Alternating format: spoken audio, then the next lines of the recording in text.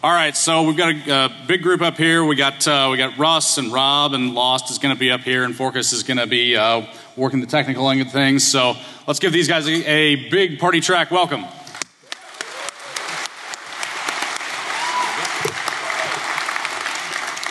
Hello, DEF CON. So it's about once per year I actually get to get on stage that is not opening ceremony or closing ceremony. So this is your one shot to get to watch me embarrass myself publicly. No, it's not. My boss is in the audience. Yeah, she is. She's in the front row. Sorry, George. So anyway, this talks about the PropLANE, and we'll go into a little bit of the history. We'll talk about the technology. Everything we're going to talk about is public. We'll have all the source code. We will have all the schematics. You will be able to build everything that we are showing you today on your own. We love you. Yeah. On top of that, we originally built this on the DEF CON 20 badge because it uses a Parallax propeller chip. And yeah, there's like, yeah, Parallax, kick ass. As it turns out, this year's badge also uses the Parallax propeller chip. And Lost was kind enough to build out the board to make it really easy for you to build shields for this. We may actually design those and release the schematics for those as well. But everybody that has been at DEF CON, either at DC20 or this year, should be able to build these devices and carry around a mobile encryption device. You can modify the encryption, you can modify the software, and we've got a list of ideas that we want to see you guys do at the end. All right? So, I did not come up with the title. I will give that dubious honor to Rob. Who doesn't love sensationalist headlines? So, if you were here when General Alexander was here, he made us a lot of promises. He talked a lot of crap. He lied to a lot of us about certain things and what was going on. And then in the press a couple weeks ago, we saw that he's trying to make $1 million a day releasing all these great ideas for securing the internet and transactions and stuff. So this talk ended up being more timely than we intended. Now, before I get too far, how many of you know about Hackers for Charity? All right, and how many of you have seen Eddie Mize in the contest area or the artwork that he does? All right, so Eddie has drawn a special piece for Hackers for Charity, and this is going up for auction. You can place your bids at Eddie's booth in the contest area. He doesn't keep any of the money, and if you know Eddie, you'll know that that's the absolute truth. So this is an original piece, and it will go to whoever has the highest bid. So please help support Hackers for Charity, help support Eddie, and go over there, please. All right, so let's get on with introductions. I'm Russ. I'm Chief of Operations at DEF CON. I'm helping run the show, but really it runs itself, and I get to walk around and do this. So over here we have Rob, EVILROB. This concept of this kind of a device was originally his idea. And we'll get into that a little bit more. You know Ryan Clarke, or Lost Boy, he creates all the badges. And then Mark Carey, or PHORKUS, who has done a large part of the software development of this. Now the one part of this team that is not up on stage is you. And you'll remember I said a few minutes ago that we have a list of projects at the end of this slideshow, at the end of the demo and everything, where we want to see you guys build this out and bring it to us next year. All right, so take that as your challenge. We've made it as easy as possible for you guys to do this and get involved. So let's talk a little bit about crypto. How many of you are actually into crypto? That's what you work with. All right, so you're the people I cannot have a conversation with. All right, they can. I'm not the one you want to talk to about that. You know, you go from everything is simple, like a Caesar cipher that's, you know, was used thousands of years ago. Really easy for us to break now. You can do it with pencil and paper, right? And then you get more complex as we move through history, past the Enigma machine that was used during the war, up to AES that NSA adapted and that kind of adopted. So we're actually using AES on this device, and I don't want to steal any of their thunder, so I'm trying to be careful about what I say. But suffice it to say, you can actually, we built in the flexibility for you guys to be able to make changes to the software, add modules, change functionality, and we really want to see some good stuff come out of this. Some of the things that kind of were the impetus for this, the whole NSA vacuum, that was actually a big part of what we're doing here. And so we figured, what's the best way to do this? We could port all of our research and code over to a microcontroller that most people have. And since we used it this year as well, you guys are in good shape, right? Because everybody has a badge, either from DC20 or this year, I'm hoping. And if you got temp badges this year, you should have gotten a DC20 badge, because we had some extras. All right. Who's willing to stand up and say that Tor is safe now? You can almost hear the crickets. It's amazing. Again, we need safe ways to communicate. You know, dark nets, we've got a lot of people creating their own dark nets. This is another way to do it. If we could get everybody that's been at these last two conferences to build these things out, we'd have about 25 to 30,000 of these things floating around out there. That's a lot of secure communication. So I'm going to let Rob take this. The whole concept of this came from, we were actually funded for a project, and I'll let him talk about his ideas and stuff. And we were sitting there talking, and I said, you know, it would be really cool if we could port that code over to the propeller chip so we could put it on the badges. And it all went to hell in a handbasket from there. So I think you'll like the show. The traffic is running. If you can see the blinky lights, we have a sniffer going. We can see the encrypted traffic going. So our demo should work just fine. Keep your fingers crossed. There's very few people that are willing to tread that ground at DEF CON. But I think we're in good shape. Here's Rob Bathurst, and I'll let him move. All right. Thank you, Russ. Awesome. I assume you all can hear me okay. Who's sleeping from after lunch? Anyone? Anyone? Or was it breakfast, if you're doing it right? So, you know, we're going to talk a little bit about the impetus for this and, you know, why we did it. So, you know, I spent some time in the government, and I decided that the government has these, you know, really neat ways they do things when it comes to encryption, and they don't tend to rely on software as we traditionally think of it from a VPN perspective, or be IPsec or SSL. They use actually a hardware bastion type device to protect that communication end to end. And so I was sitting there, I was like, you know, why do we have all these, you know, really just absolute shit VPN clients that never work and always need configuration changes, and the concentrator is down and everything else? So I was like, you know, what's a good way that we can, you know, actually provide this type of system to the masses to make it easy to get into your home or your office or communicate with Russ or Lost or any of us, and, you know, actually have it be moderately secure, depending on the platform, maybe not fast, but moderately secure. You know, like I said, we did this because we want our privacy to stay in our hands. We want to make sure what we're saying is protected, and we only show it to those who actually should be able to see it. Luckily enough, we got funding. What's it? Did you say something? Nope. Don't interrupt me. I didn't say anything. You did. I. You did. Quit screwing with me. You know, we actually got funding from the Cyber Fast Track program, which was an amazing DARPA program that allowed us to actually take the time to research these particular aspects. And if you didn't know anything about it or the projects that came from it, I would totally take some time and go on Google and look for the Cyber Fast Track and see what came out of it, because some of those projects are absolutely amazing.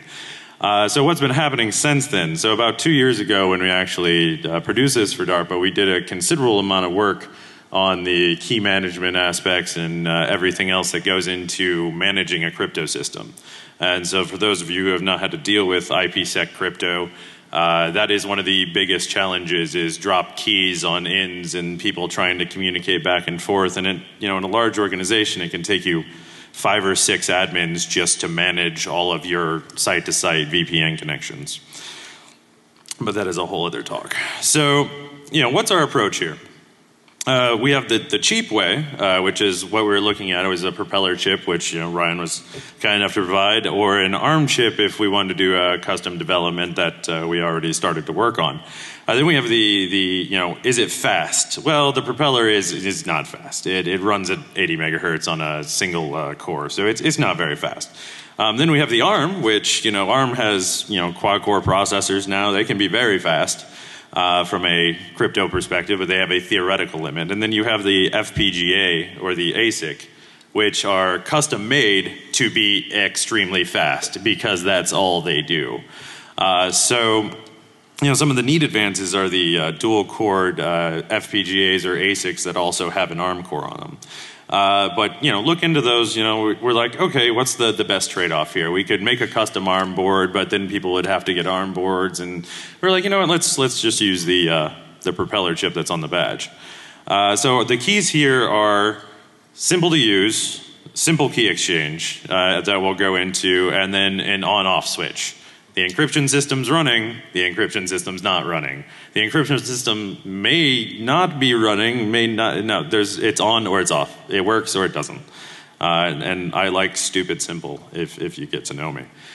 So about this project in particular, we have the parts, a DC-20 badge or a 22 badge, which has a parallax propeller chip on it, 16 user I/O pins, SPI boot ROM, TTL serial to USB, infrared transceiver, and whatever else you want to cram onto it.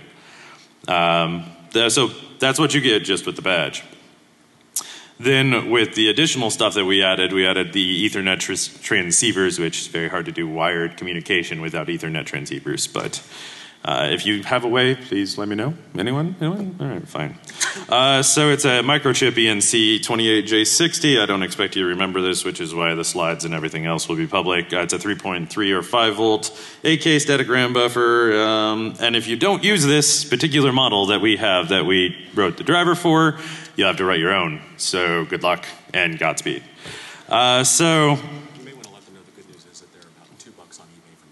Yeah, these are like $2 if you get them from China. They're super cheap. The key store is an SD card. Very simple. Go to Fry's. Super cheap. The only thing we had to do from a custom hardware perspective that was one of those if I had all day in a pile of cocaine type of things was create a custom VRU. We held the instructions for it. They're actually very easy to make. It's just a voltage regulator. And like I said, we'll have that up there. So what you see up here is a much better version of this, which is what it started as. A piece of metal, a badge, some phis, and everything else. Props to Fork. Just give this man a hand. He wired all this up and made these rigs and everything so you could see him. Thank you. And one safety warning. I didn't say you could talk yet. Hang on, I just have to give him a safety warning. If you're ever drilling a printed circuit board, remember that if you go too fast, that smoke causes mesothelioma and will kill you. You know this isn't public radio, right? You didn't. It's. This is my best Barry White knockoff. What can I say? All right. So moving on, I know I'm going to let Ryan touch on this, but the high level here is when you're dealing with these propeller chips, which may or may not help you when you're doing stuff with the badges, is Spin, which is the basically high level programming language, which is a bytecode interpreter. You can go to learn.parallax.com to read all about it. And then you have the PASM, which is actually a assembly version. It's faster. There's simulators out there called like Gear. They're great. I go recommend them, looking up. Great tutorials, lots of people talking about them. So fair warning about this badge when you go to pull it off GitHub. We had to use a specialized SPI Cog to be able to do what we did.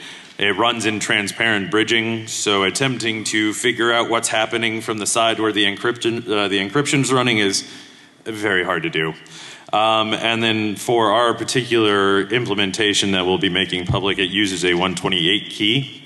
It can use 256. However, it will go very, very, very slow because the propeller is not very fast. Yes, sir. Hey, Ryan, can you answer a question for me? If they use PASM instead of Spin, it will actually run faster, right? Because the code's not having to go through an interpreter. Yes and no. It depends on how they write the code. I mean, you can write really awful code, and then it's not going to be fast. Okay. And actually, as a caveat to that, the core Public radio pieces time. of this that are speed intensive are already written in PASM. So the encryption routines are in PASM. The driver code, which actually communicates on SPI, is already in PASM. So most of the speed sensitive stuff was actually not written by me. They were written by open source driver folks and then modified to actually work the way they're supposed to. Open source does not mean quality. I'm warning you right now before you go look at our code. Okay. Yeah, so those are some fair warnings with what we're doing. So it's not AES 256, though it's capable. It's just 128 for speed purposes. So why Crypto works, the two things we tend to talk about, and I'll just high level again, is, a hash versus encryption. You're supposed to be able to do a symmetric encryption, I have the key, you have the key, yay, what comes out the other side is what it should be. Whereas in theory, you're not supposed to be able to figure out what's on the other side of a hash. Crypto can be defeated. This is the general warning to everybody. Crypto, you can lose your symmetric key, which means anybody who gets that particular segment can read it. You can have compromised PKA asserts in the sense of, public key infrastructure. They could brute force the entire key space and just wait to find the one that matches your segment. And the number one killer in everything, and this is my fair warning, go read the code and look at it yourself. We built this for fun. It was a side project. We weren't paid to do this particular thing. Is poor implementation. Poor implementation in key control, poor implementation in memory management, poor implementation in the actual S blocks within the code. It's only as secure as, it's reviewed and trusted to be. So, fair warning. Yeah, it's his fault if it didn't work. Here's the money shot. This is what you're looking at right here. This was the hours of torture and toil to come up with it. So again, round of hand to this guy. He never sleeps.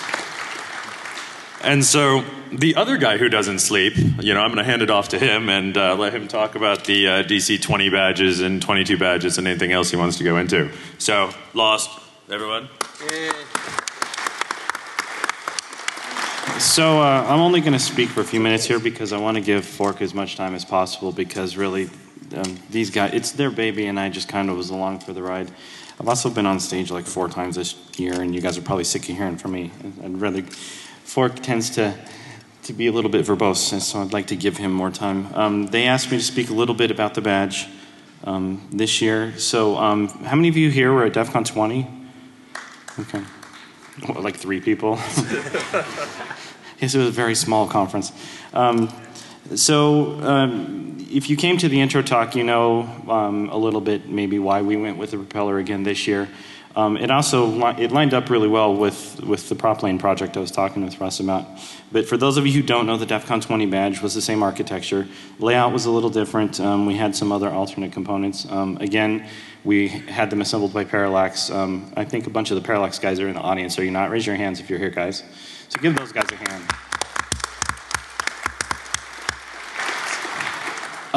I don't know also if we put this in the slides here, but I'm going to bring this up.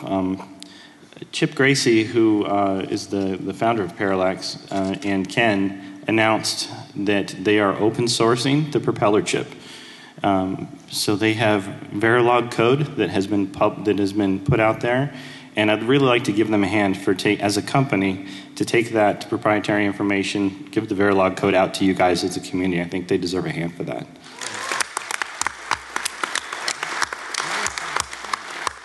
Yeah, so Fork suggested maybe I should say what that means. For those of you who are not familiar, they had mentioned FPGAs and other things. What this allows you to do is to basically emulate the processor in software or on hardware like an FPGA, which means you can actually implement this and test it if you don't even have the chip, if you have hardware capable of loading the Verilog code. So really what it is the design of the chip. It's the description of the chip's hardware. This is a high enough level description of that, I guess. Yeah. So for those of you who aren't familiar, if you're not familiar with hardware description languages, go look up Verilog, see what it is. But basically, it's a big deal for a company to give out that type of information. To go ahead and say, hey, here's Verilog. And so like if you go to like open cores and stuff like that, you can get that for a lot of other chips, but it's been stuff that has been reversed and done by other groups. So this is actually Parallax releasing that. So. So one of the things that this will let you do that's important is if you want to add additional cogs. So if you have 8 cogs on a propeller normally, which are essentially little RISC processors with some static RAM. Well, if you wanted to put 12 cogs on there, you could. So that's what makes the Verilog so very important and so very powerful. So if you take an FPGA of a substantial quantity of gates, you can actually emulate not only the propeller, but you can modularly add additional cores, additional memory, additional I/O. So it's a very, very, it sets you free. It's a wonderful thing. Sets you free. Sets you free. You didn't know you were coming to an inspirational talk, did you? It's also going to keep you from drinking. Speaking of the badges, by the way, I apologize if I'm a little lethargic. For the past 3 days, there have been folks working on the badge challenge, and we actually had a solution at 5:30 this morning. So I'm a little exhausted. Yeah. For those of you who don't know what that means, there were groups and groups of people for the past 3 days that have had no sleep that literally have been going 24/7. At the point we walked out last night, there was no one left on the DEF CON floor, including CTF folks. So the folks that were doing the badge challenge had gone for 3 days straight. So we had a solution. Congratulations to the guys. They're way smarter than I am. Just to break out of the pinouts on the DEF CON 20 badge, and we had a lot of people bitch because it was non-standard spacing, but it was more done for aesthetics. This year, we kind of took that and ran if you look at your own badge, the 2 rows of header holes that are along the sides facilitate a shield type add-on board, which will make it much easier to do than to build a PropLANE for yourself, because we're also got Gerbers that we're going to give out for everybody that you can actually design add-ons for your board yourself. If you didn't go to the talk, also we facilitated removing parts without actually taking them with those cut places where you can cut the traces and take parts out. So hopefully it'll be easier for you to build. So I don't know what else. You keep hearing this discussion of cogs. So basically the chip that's on your badge is a multi-core processor. It's got 8 32-bit cores on it. They're called cogs. And it uses in high terms, like a round robin that goes through for execute. They're all running concurrently, so you don't have to worry about interrupts and things like that. Those of you, how many of you have ever been the slave to dealing with timing for interrupt routines? You know how much of a pain in the ass that is. So with the propeller, you can also just launch another cog, so you don't have to worry about that type of timing issue. And there's also facilities for talking between cogs, passing information, and then there's also RAM that is individual to each cog. So. I'm going to go ahead and just turn it over to, like I said, I want to give Fork as much time as possible because really he's put a lot of work in on this. So give Fork a hand, guys.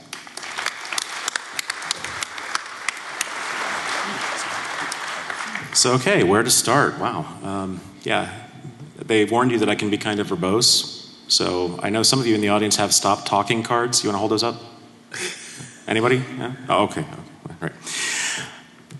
So, the basic discussion of the architecture of the PropLANE is that we've set up 2 device drivers for each of the network interfaces. So each one of these network interfaces uses a chip called an ENC, what is it, 28J60, I think. Oh, anyway, it's in the slides.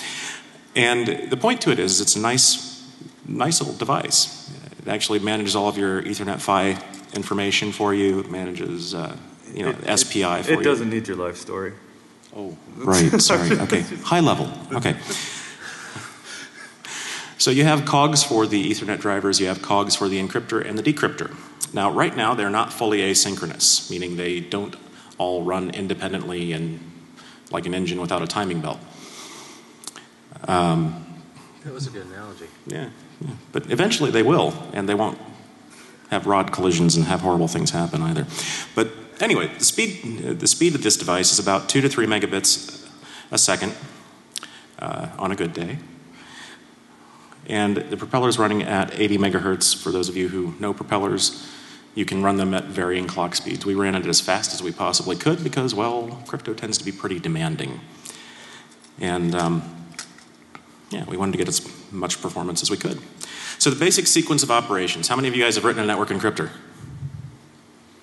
Yeah, oh, we got one back there. We got one? You got one. All right, excellent. You work well for the done, sir. government. So The basic sequence of operations is that, NSA. the basic sequence of operations is that you have data that comes in on the protected side, gets transformed, and then shot out the other end, right?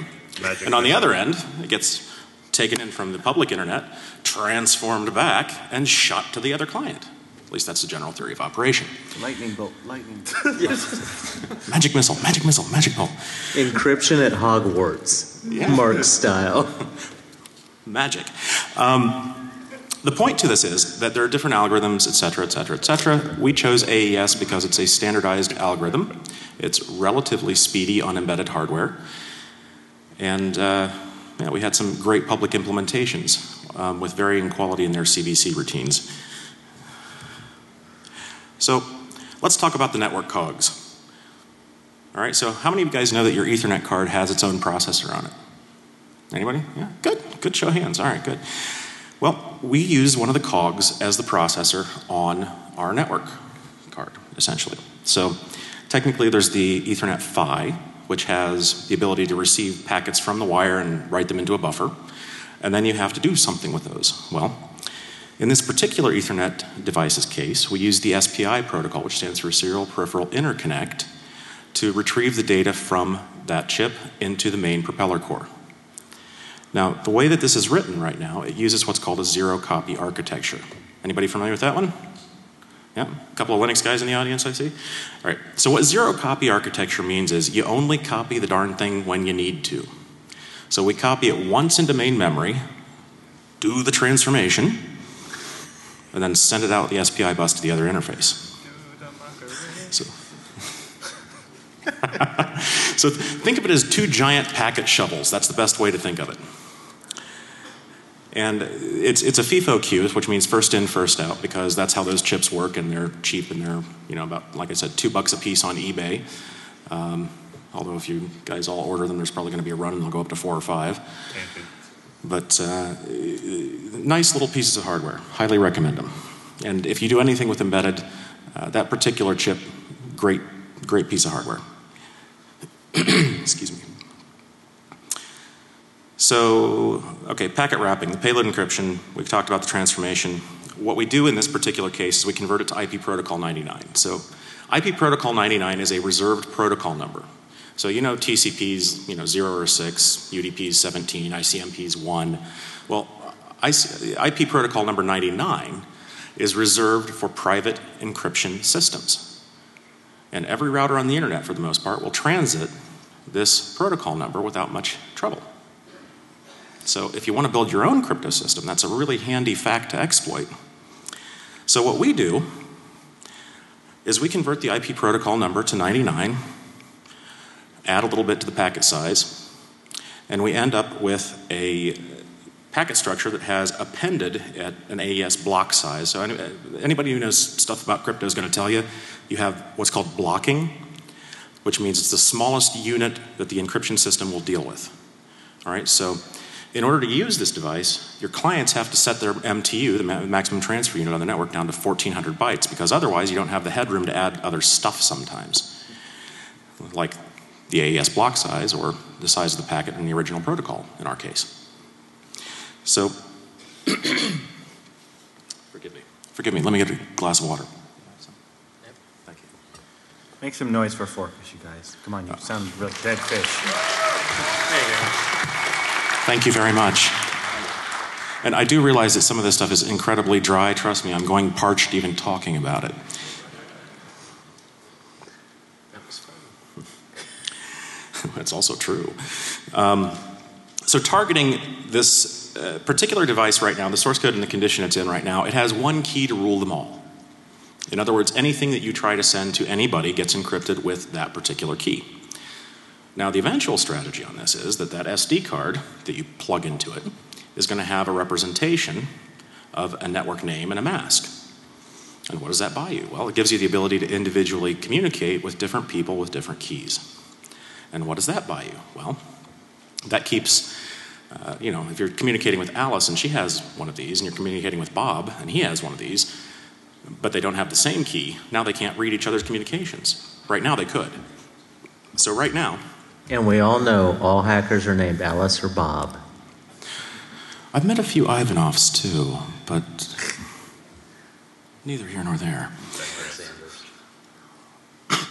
Stay on target. Or Alexander's, yes indeed. String, Ghost Rider. So multi-key management is a special kind of joy for anybody who's not done it. One of the impetuses behind the original DARPA project was, as Rob said, this key management stuff. That's hard. That's really, really hard, because if you have two endpoints that have desynchronized keys, well, what happens? They can't talk. And what does that mean? You send out your lowest paid administrator to fix it? That is correct, usually. And usually they fix it on the lowest paid administrator schedule of about 3 weeks. So, practically speaking, you don't want that. You want something that's automatic, largely bulletproof, and that's where it gets really complicated. But I'm running off at the face. Yep. So, suggested protections for key management. Stuff that you can do to keep yourself safe. If you wanted to add a snazzy user input device to that, you could. You could use an SPI or an I2C 32-bit extender, for example, and add a keypad so that you could type a pin in that would then decrypt the actual keying material. Pretty good idea, too. And the pin should probably be at least 8 digits, if not 12 or 14. 64. 64, yeah. But it's all sixes. How do you know my password? Oh, no. So you encrypt the keys for the destination device with some other master key. Never transmit things in plain text. Do we all know that one? Yes. No, everybody? Or people wouldn't have jobs. There wouldn't be wall of sheep, right, got it.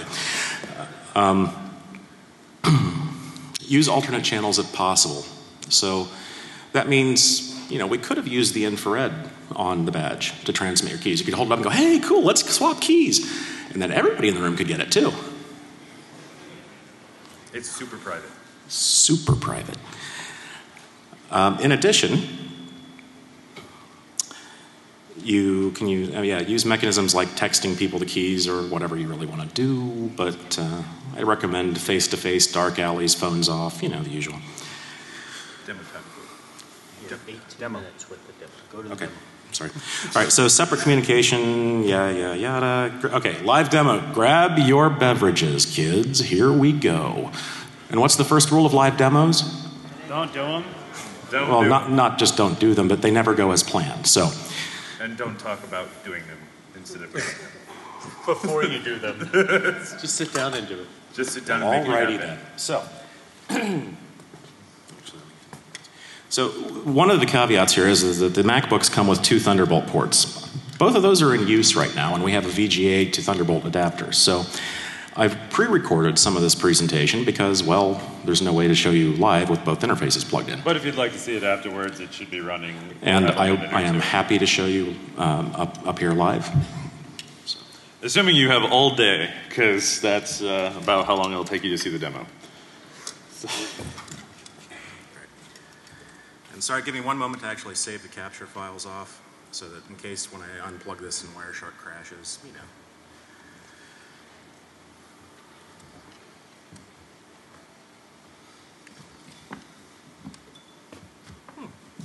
How about that? It didn't crash. All right. So, grab your. All right. So. Okay. Now that we have a sufficiently tiny, yikes, screen, yeah. Can you guys actually read any of this? All right, groovy, that's what I wanted to hear. So back in this window over here, you see something that looks fairly standard. We've got address 10.30, or 10.0.0.230, sending to 10.0.0.231 over what appears to be a local network, correct? All right. And we see a very standard looking ICMP request packet and a very standard looking ICMP reply packet, correct? All right. So let's see what that looks like from the man in the middle perspective. So from the man in the middle perspective, if we look at the packet that's being sent, assuming that the window is going to cooperate, which it may not. Okay, there we go. Yeah, it's all right. So one of the things that we notice here is that the data that's being sent here doesn't look the same at all, does it? It's been encrypted. Shocker! Which is the whole point of the presentation. Sorry, yes, I know. Lousy at showmanship. But the thing that I'm good at is writing crypto. So if we start looking at... Remember, if it doesn't work, that guy. Oh, crap. Anyway, the ICMP packet structure is still intact, but it's fully encapsulated now. So this is encapsulated in IP protocol number 99, and we will go up through here. So IP protocol 99 reads as any private encryption scheme. So again, if you're building your own, IP protocol 99 is the number to use because it'll route, it's clean, and it works like a champ. And in our case, that's our encrypted data, which includes the ICMP header as well as the actual ICMP content. I mean, this truly is where the magic happens. Like, for a crypto perspective, demoing crypto is like one of the hardest things ever because it's like, look at this jumbly crap, and then look at this jumbly crap, and tell me the difference. Right, and so this jumbly crap is what the man in the middle sees, which is the stuff that you don't want him to see on the inside. I mean, the government just has more jumbled crap than everybody else. So that's really, I mean, this really is impressive from an engineering perspective, and I can't thank this dude enough for all the time he put it together. It really is.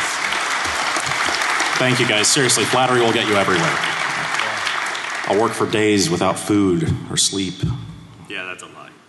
I mean, the sleep thing's, you know. Well, okay, without sleep. But in any case, I think that's the demo, so who wants some question time? Rob, do you want to... Oh, okay. I'm sorry, Rob is not done. I will get off the stage. Sorry. Again, this man.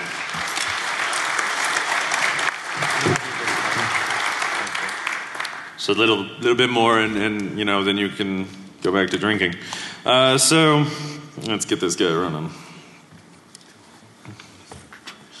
So yes, live demo, kind of, sort of. It's running right now, so if you really want to see it before we strip everything down or come find us later, we'll probably be in the contest area with them running anyway.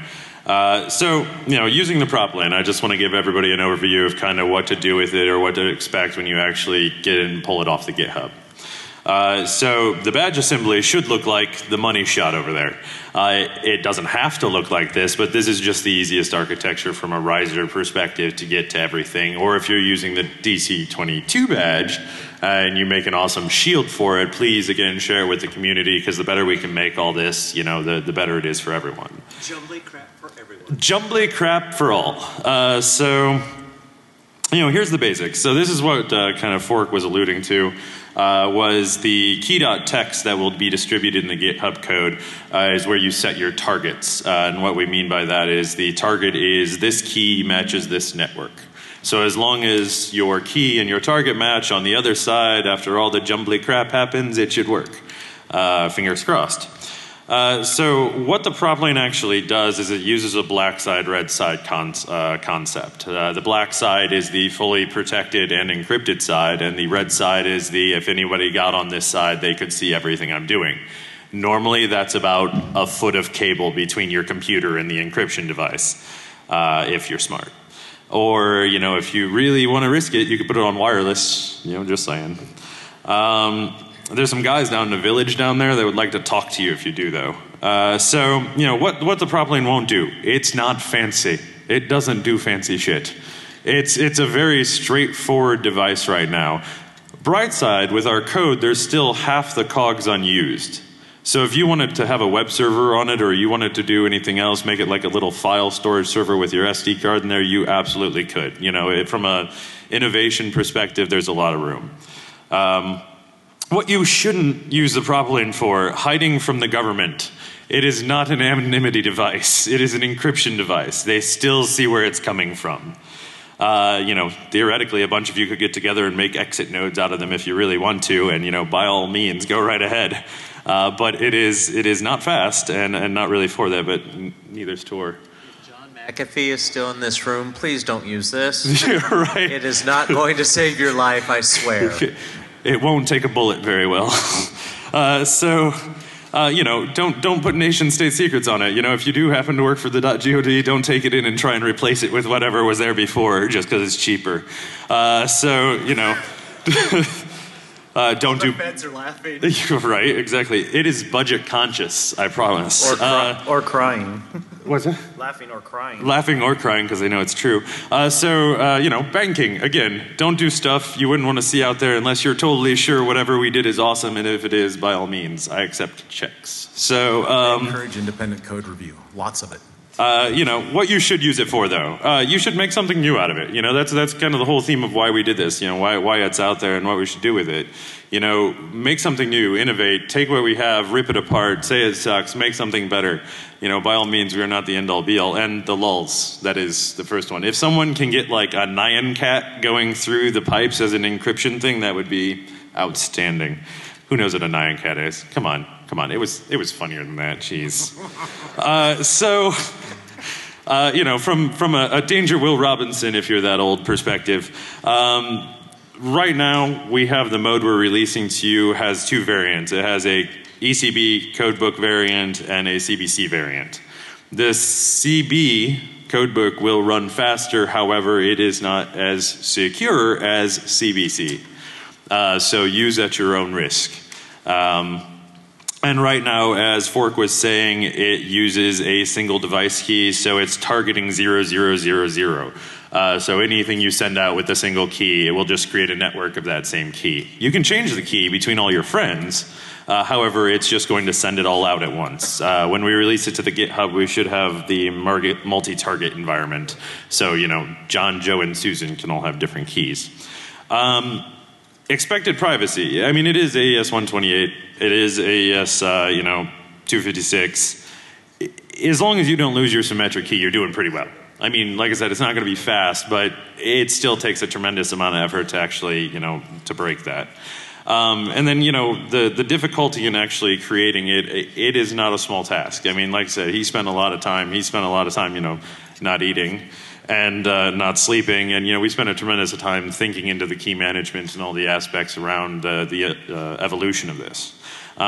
So be prepared to do some work, but, that's half the fun of doing all this is the challenge you get from understanding what's going on at the end.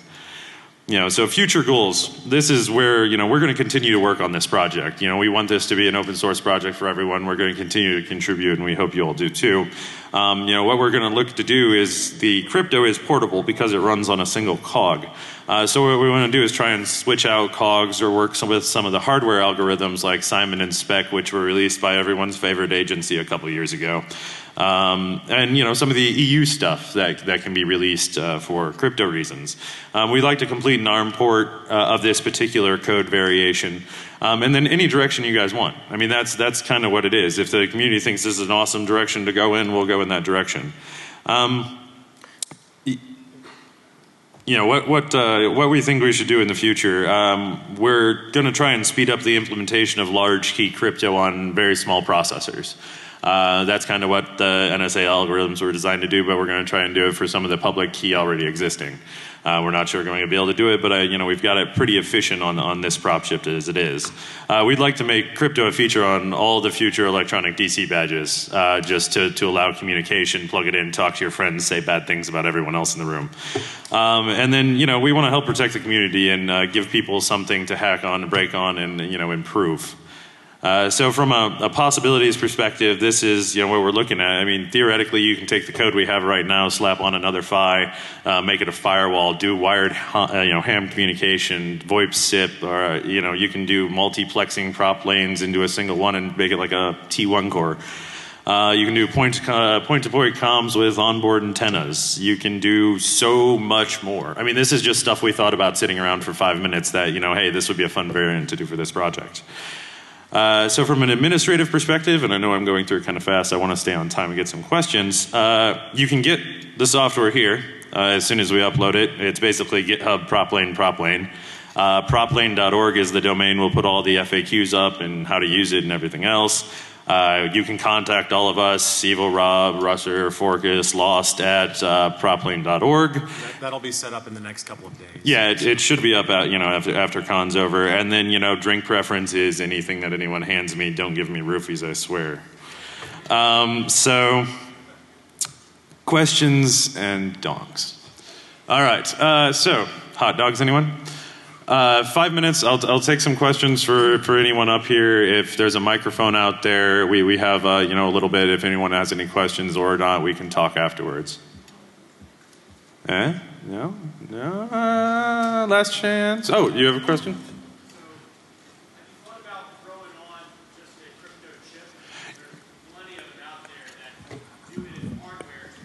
So, yes. So one thing before he starts talking.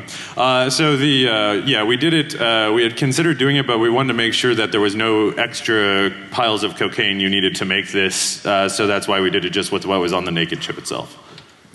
Yeah, we've looked at things like the ATSHA 204 from Atmel for authentication reasons, and there's also a few others like the, I don't remember the chip number, but there's an AES chip that they have as well that's fairly compact, and it is actually in an SPI form factor already.